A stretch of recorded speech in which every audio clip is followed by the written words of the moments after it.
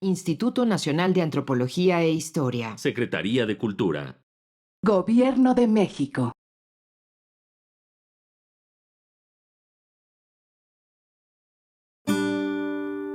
Su sustancia está hecha de evocación, recuerdo, rememoración y de lo que toma del porvenir. Porque es una parte fundamental de nuestra identidad.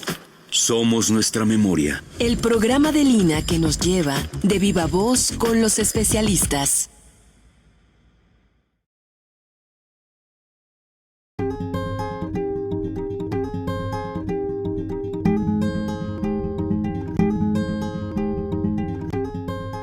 A partir del año 2010, comenzamos un proyecto basado en la tecnología que entonces se tenía a la mano. Aunque con otro nombre, el concepto de esta serie ya estaba ahí. O sea, el discurso era, para tener ciudadanos necesitamos educarlos. O sea que sí dan los educadores del Porfiriato dan una importancia fundamental a la educación elemental, tanto de niños como de niñas, ¿sí?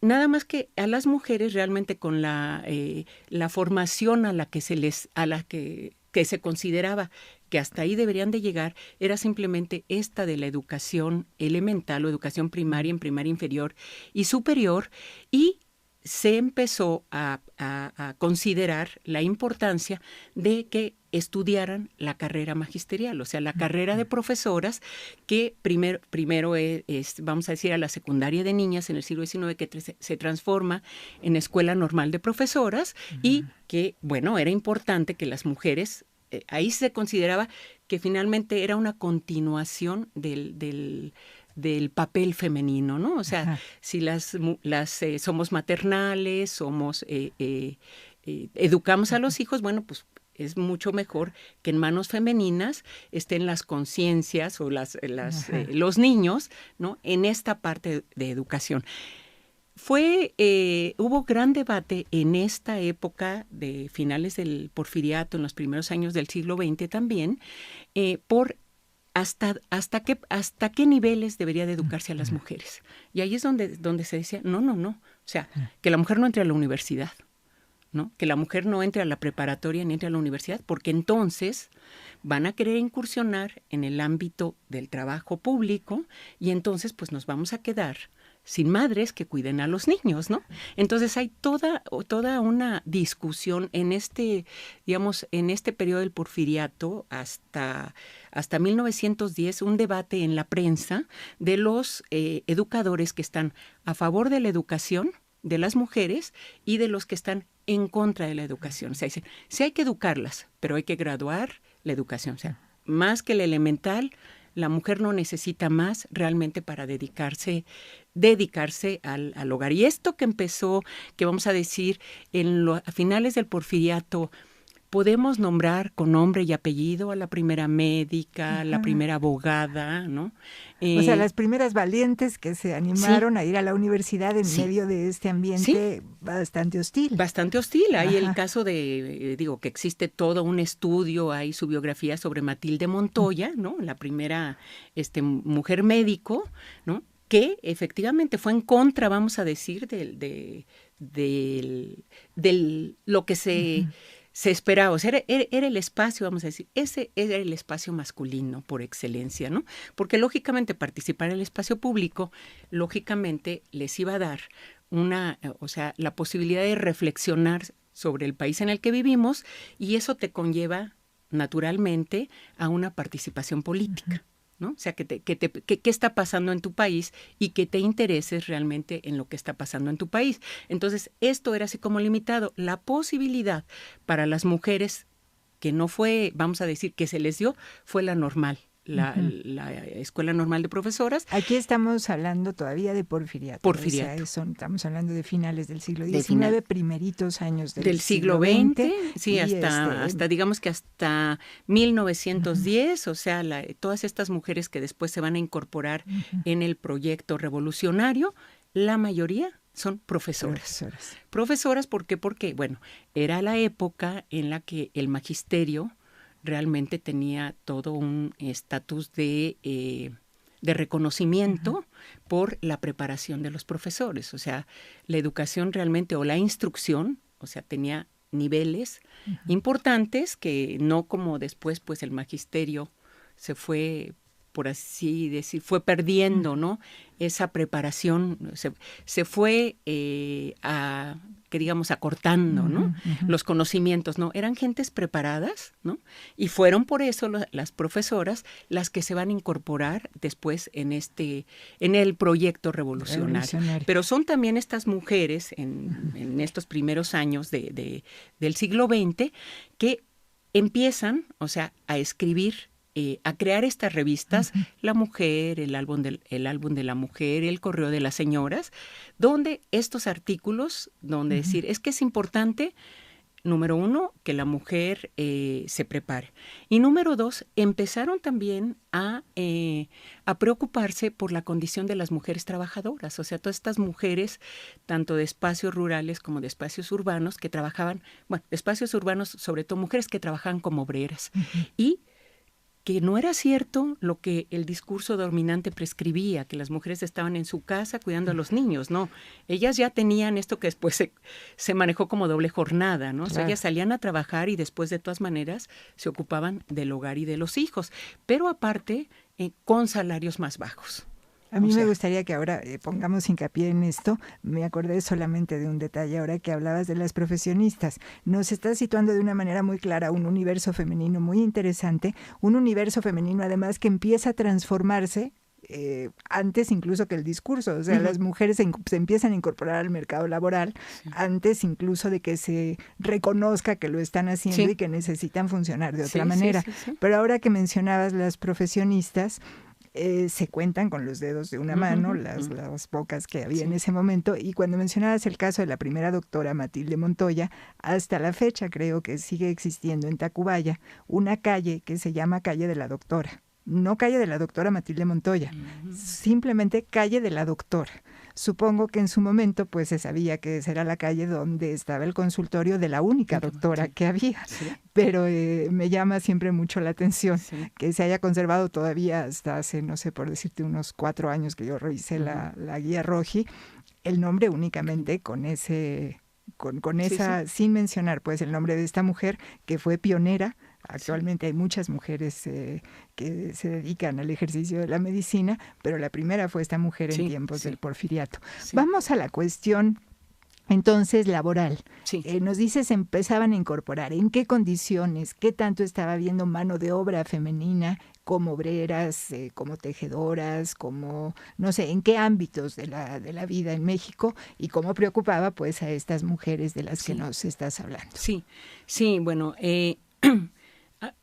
había una amplia incorporación de mujeres a las fábricas, en todo lo que fue vamos a decir, la última, el último tercio del siglo XIX y esta primera década del siglo XX.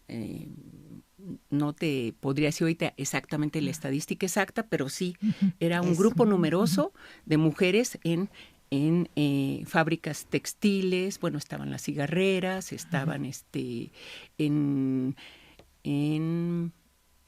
distintas áreas, ¿no? Como obreras. Sí, como obreras. También creció notablemente las empleadas, o sea, las mujeres dentro de la burocracia y dentro de establecimientos privados para realizar, bueno, pues ciertas actividades, vamos a decir, técnicas, ¿no? Dentro de este ámbito. Y por otro lado, bueno, lo que continuaba de una manera numerosa el espacio natural de trabajo de las mujeres era el servicio doméstico. Los temas que llevamos hasta tus oídos son tan diversos como el abanico de voces que por este medio has escuchado. Muchas áreas de investigación, pues básicamente desde que surgió, muchas son de corte estrictamente biomédico, pero entonces tú estás trabajando sobre la experiencia, efectivamente, desde la antropología. Sí, cómo las personas viven su diagnóstico, cómo lo sufren, cómo se agobian, pero también cómo lo gozan, cuáles son las partes que identifican como importantes dentro del virus. ¿Cómo lo gozan? Sí, claro, porque fíjate, me ha tocado hacer entrevistas en profundidad con todos los sujetos con los que trabajo, ¿no? Entonces, cuando ellos me cuentan sobre su día a día, ¿no? Hay aspectos en los que no dejan de agobiarse por tener el virus, pero después de un tiempo, después de vivir muchos años con este diagnóstico, de darse cuenta que no se van a morir, empiezan a darse cuenta que también se puede disfrutar, ¿no? Que también pueden tener una calidad de vida bastante aceptable, ¿no? Y cuando ellos me cuentan, ¿no? Una de las entrevistas que me sorprendió mucho y que ellos me dijeron, yo estoy contento de tener el virus, ¿no? Uh-huh. Es principalmente porque han sabido identificar el virus como parte de su vida y que eso ya no los está limitando para gozar su sexualidad, para ir para disfrutar de la vida, vaya, ¿no? Entonces, cuando yo escucho esas cosas, José Luis, a mí la verdad es que me sorprendió mucho porque lo que estaban haciendo es dándome en la cara, ¿no? Por así decirlo, uh-huh, con todos los prejuicios que yo también tenía, ¿no? Porque uno piensa, voy a trabajar con personas con esta enfermedad, pobre de ellas, qué mal la están pasando, pero después me doy cuenta que el que tiene el prejuicio soy yo por pensar que ellos la están pasando mal, uh-huh, ¿no? Cuando te das cuenta que un diagnóstico de esta naturaleza también puede tener partes para vivir bien, ¿no? Uh-huh. Te das cuenta ahí cómo ha hecho mal los medios masivos de comunicación al darnos la información sobre este tipo de virus, y también cómo los médicos malinforman en un primer momento y dejan con esa información a los pacientes. No quiero decir con esto que no estén dando bien la información, más bien que algunas veces la información les es limitada, ¿no? Uh-huh. Porque piensan que no la van a entender. ¿Qué cosas entran en juego? ¿Qué discursos? ¿Qué valores? ¿Qué entra en juego en este vivir la experiencia con el VIH? O sea, hay un diagnóstico médico, pero seguramente dices, hay un estigma. ¿Por qué el estigma? O sea, ¿cuáles son los elementos que entran, digamos, en juego en este construir una experiencia asociada a tener el VIH? Parte de el principal estigma que ellos viven, la mayoría de las personas con las que he trabajado, el principal estigma es sus preferencias o sus prácticas sexuales, uh-huh, ¿no? En muchos de los casos, aunque bien sabes, en los trabajos que he realizado de licenciatura, maestría y doctorado en estos temas, algunos grupos heterosexuales identifican al virus como una enfermedad que solamente se le da a los grupos gays o hombres que tienen sexo con hombres. Como se había pensado en los 70s y 80s, inicialmente, ¿no? Se sigue pensando al día de hoy que el virus es una enfermedad que se le da o que la aportan única y exclusivamente los homosexuales o los gays. Absolutamente falso, ¿no? Pues, ¿no? Lo cual efectivamente es así. Entonces, el primer estigma con el que se encuentran, la primera barrera con la que están ellos presentes es con que la gente piense que tienen otro tipo de preferencias sexuales, ¿no? La siguiente es que piensan que al día siguiente se van a morir, ¿no? Piensan que la finitud de su vida es así al día siguiente que uh-huh, se les da el diagnóstico. Porque también los médicos son como muy crudos al dar el diagnóstico, ¿no? Les dicen que si no se cuidan se van a morir inmediatamente, uh-huh, lo cual tampoco es un hecho, ¿no? Creo que más adelante podremos hablar de esto en el caso de algunos pacientes que han sido, se les llama o se les denomina paciente cero, pero ya lo platicamos en un ratito más. Pero creo que los principales estigmas son que van a tener que cancelar su sexualidad, que tienen un tipo de preferencias sexuales definidas y que van a morirse al día siguiente. Y me imagino que en esto pues también una serie de valores religiosos, no hablas de la sexualidad, pero seguramente también en la experiencia formamos parte de una sociedad fundamentalmente religiosa, pues me imagino que habrá una serie de valores morales, en fin, que matizan la experiencia, ¿no? En muchos casos sí prefieren Me ha tocado conocer experiencias de ambos lados. Aquellos que cuando se saben diagnosticados se acercan completamente a Dios para pedirles disculpas, ¿no? Por así decirlo. Y otros que se alejan por completo porque se dan cuenta que sus preferencias religiosas no los ayudaron para evitar el diagnóstico positivo, ¿no? ¿Hay algunos datos confiables o estadísticas sobre distribución en población contemporánea en función de sexo, en función de edad? ¿Tienes alguna información general, digamos? En general, al día de hoy sigue habiendo mayor número de diagnósticos en hombres homosexuales y gays. Ajá. Es el mayor índice registrado, ¿no? Pero está aumentando mucho los grupos de mujeres, ¿no? Por las parejas migrantes. Uh-huh. Y aún sigue habiendo un número muy reducido de niños, pero sigue habiendo transfusiones y perinatales, esto es, que nacen los hijos de parejas seropositivas. Sigue habiendo números importantes de diagnóstico, ¿no? ¿Tú piensas que en la experiencia de vivir con el virus, digamos, esta experiencia ha cambiado en función, por ejemplo, del desarrollo de técnicas que han mantenido en control al virus, o incluso hoy por hoy pues han salido noticias a propósito de la erradicación, ¿no? La no detección del virus?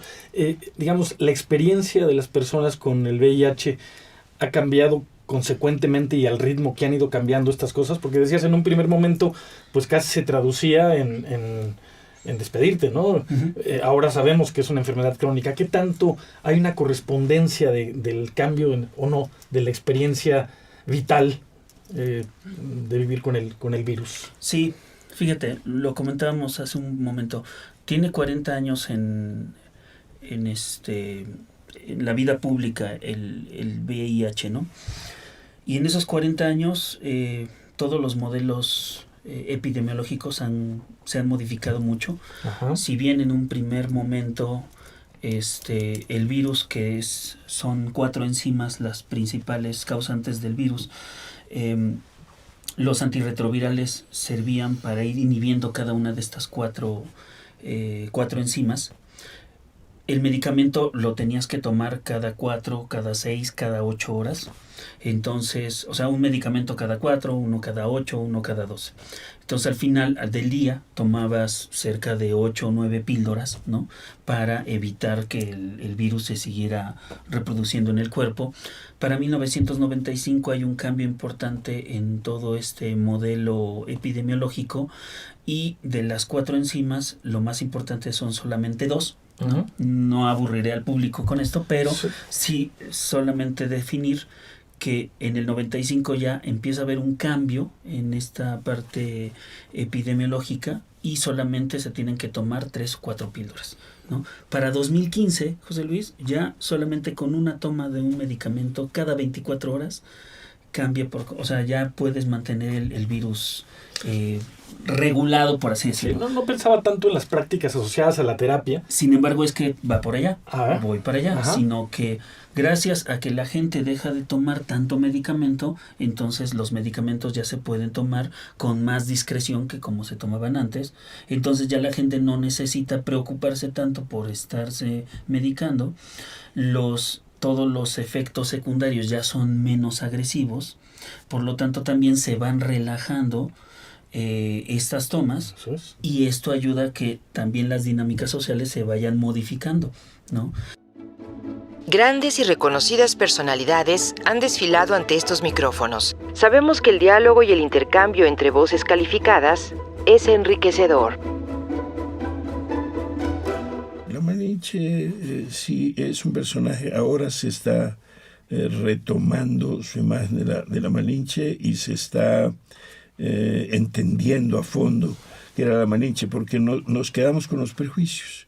Pero finalmente yo digo, frente a figuras como Hernán Cortés, Moctezuma, la Malinche y Cuauhtémoc, ahí se estrellan, ahí rebotan todos nuestros prejuicios y nuestros complejos de mexicanos y de extranjeros también. es decir, los equívocos. Uno dice, Cortés con 500 hombres derribó un imperio. No, eso no es cierto. La Malinche es una traidora. Eso tampoco es cierto. Porque ¿de qué habría de ser traidora la Malinche? No era traidora de un país porque no existía un país. No es traidora de una raza porque no existen las razas. Y los indígenas no eran racistas, porque el racismo surgió en Europa con el comercio de otros pueblos, para bajarlos. Porque antes, en la antigüedad, fácilmente una princesa europea se casaba con un negro del norte de África. Entonces, no fue traidora ni de la raza, ni del país, ni de nada. Pero nosotros nos quedamos con esa idea. Todo eso surgió después de la independencia de México. Sí, pero platícanos quién era la Malinche. Bueno, la Malinche nació en Painala. Painala, pueblo desaparecido hoy, pertenece a un municipio de Veracruz que se llama Oluta, que viene de olote, del maíz, de la circunscripción de Coatzacoalcos, está muy cerca de Jaltipan, del pueblo de Toño García de León, y yendo hacia unas ruinas que hay ahí que se llaman San Lorenzo Tenochtitlan, que son unas ruinas olmecas. Sí. Ahí estaba, en esa bifurcación, estaba el pueblo de Painala donde nació la Malinche. Nació ahí, no nació acá en México. Y fue a dar allí porque sus padres eran adelantados, vamos a usar este término español para aplicarlo al mundo indígena, eran adelantados de Moctezuma, que iban a una zona y fungían como gobernadores, pero ¿qué es lo que hacían? Observar el entorno cultural y político del lugar para luego dominar. Y ahí la tirada era hasta Tabasco, porque ya estaban los cimatanes, que eran otros enviados de Moctezuma, estaban en Cunduacán y en Amatitán, Tabasco. Pero son pequeños grupos, ¿no? Porque si hubieran sido más, como dicen, Moctezuma estuvo enterado de la batalla de Centla, si hubieran sido más, hubieran intervenido en la batalla. No intervino nadie, ni siquiera los otros pueblos mayas. Se quedaron la gente de Centla contra los españoles. Y bueno, la Malinche, la Malinche nacida ahí, hay una leyenda que es como de las 1001 noches que reproduce Bernal Díaz del Castillo, de que muere el padre de la Malinche y como ella era hija única, aunque la herencia era masculina, le tocaba a ella el artépetl de ahí. Y que entonces la madre, casada por segundas nupcias con un principal local, decide eliminar a la Malinche, fingir su muerte con otra muchachita que murió ahí de una esclava, de una sirvienta de esta señora, y ponen a la niña como evidencia de que ha muerto la Malinche, y a la Malinche la venden a comerciantes de Xicalango o a gente que va a Xicalango. Eso no se puede esclarecer, ¿no? Y en Xicalango queda varios años la Malinche, queda por lo menos 3 años. ¿Y qué hacía en Xicalango? Hacía comida para los comerciantes. Tú sabes que ahí fluían el comercio en Xicalango, en la laguna de Términos, en Campeche, fluían muchos productos del altiplano, de la costa y de el mundo maya, de Guatemala y de todas partes. Y entonces la Malinche ahí probablemente hacía comida para los comerciantes. Otros dicen que fue mujer del cacique de Xicalango. El caso es que hay historiadores locales, de Tabasco, por ejemplo, Gili Sáenz, uno de ellos, que dicen que hubo una guerra entre Xicalango y Centla, y que habiendo vencido Centla, los de Chicalango les regalaron a los de Centla 20 mujeres. Este regalo de 20 mujeres, ¿qué cosa es?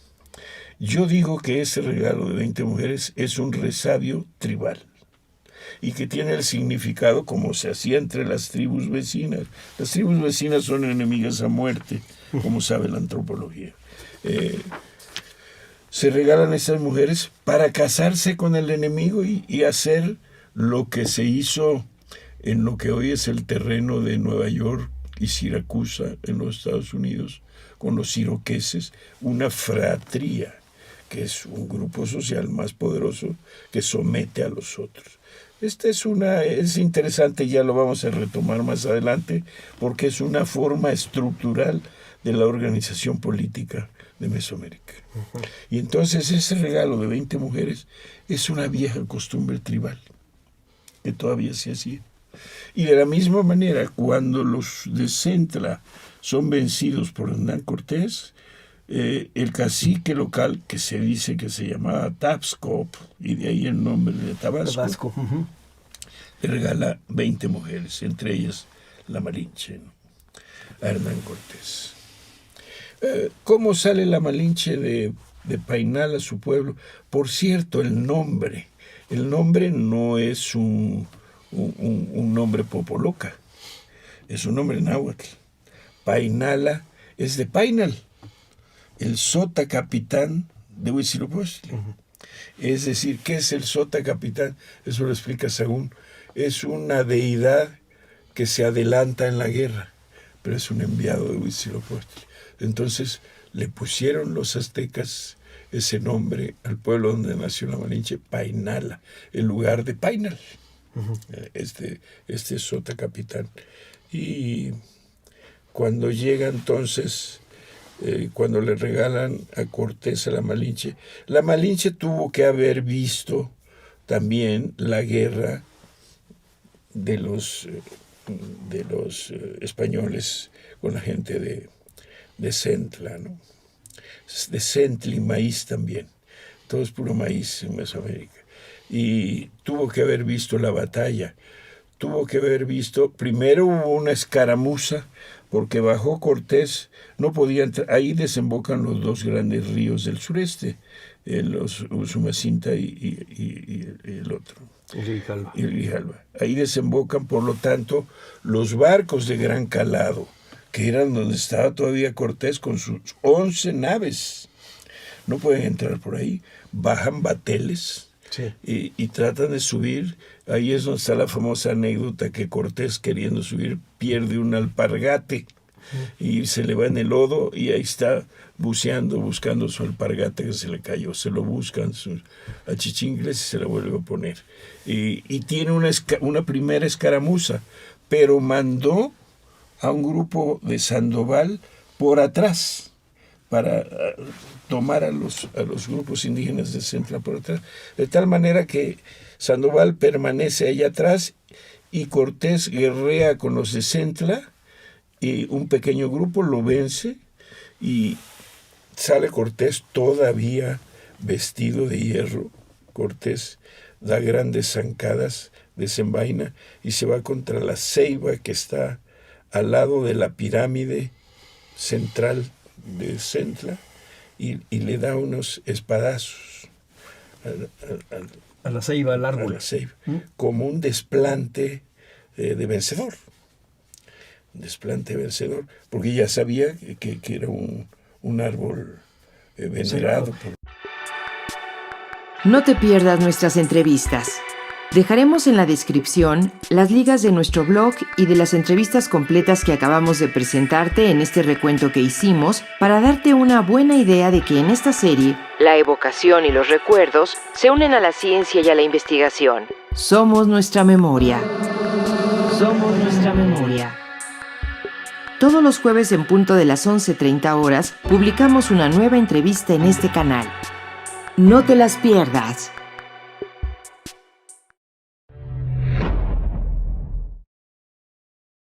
Las opiniones y comentarios aquí expresados son de entera responsabilidad de quienes proporcionan la información y no representan necesariamente las opiniones de Radio INA ni comprometen el pensamiento editorial del Instituto Nacional de Antropología e Historia. Instituto Nacional de Antropología e Historia. Secretaría de Cultura. Gobierno de México.